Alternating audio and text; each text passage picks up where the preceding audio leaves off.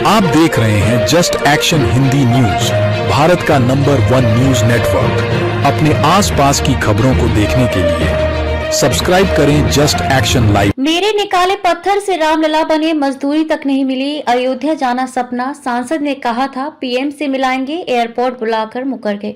अयोध्या में रामलला की प्राण प्रतिष्ठा को 10 महीने हो चुके हैं। रामलला की प्रतिमा कर्नाटक की कृष्णशिला से बनी है। इसे मैसूरू के मूर्तिकार अरुण योगीराज ने बनाया है। रामलला की मूर्ति बनाने के लिए प्रधानमंत्री मोदी ने उनकी तारीफ की थी। गृह मंत्री अमित शाह ने उन्हें सम्मानित भी किया था।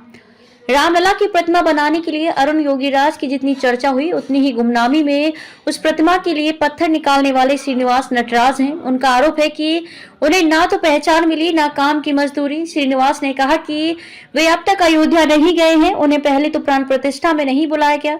बाद में मैसूरू के तत्कालीन भाजपा सांसद प्रताप सिम्हा ने रामलला के दर्शन कराने का वादा किया, जो आज तक पूरा नहीं हुआ। श्रीनिवास ने रामलला की प्रतिमा के लिए चट्टान निकालने से लेकर उसे मंदिर ट्रस्ट को सौंपने तक की पूरी कहानी बताई। उन्होंने इस दौरान 5 दावे किए। इनकी पड़ताल के लिए पूर्व सांसद प्रताप सिन्हा, श्री राम जन्मभूमि तीर्थ क्षेत्र के महासचिव चंपत राय समेत 3 लोगों से बात भी की।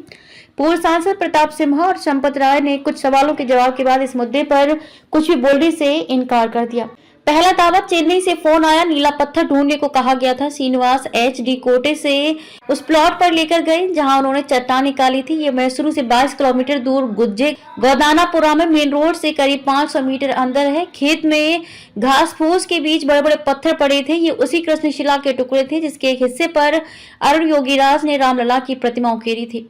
श्रीनिवास को ठीक से तारीख या महीना तो याद नहीं, पर उसने बताया कि दिसंबर 2022 में एक दिन गांव के किसान कृष्णन्ना ने मुझे बुलाया और बताया कि ये जमीन उनके पिता रामदास की है। जमीन के नीचे बड़ी बड़ी चट्टानें हैं जिससे खेती में दिक्कत हो रही है।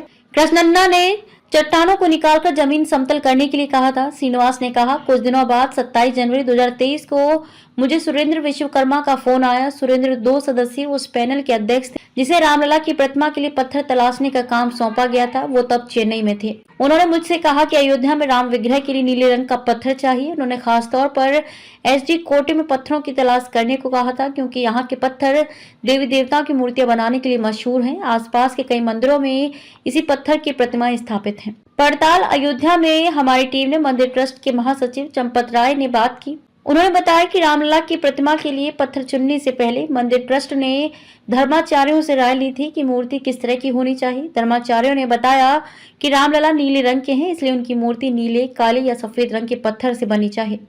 चंपत राय ने कहा कि सुरेंद्र विश्वकर्मा नाम का कोई व्यक्ति मंदिर ट्रस्ट में नहीं है। हालांकि श्रीनिवास ने विश्वकर्मा के साथ अपनी कुछ तस्वीरें दिखाई, उनका मोबाइल नंबर भी दिया।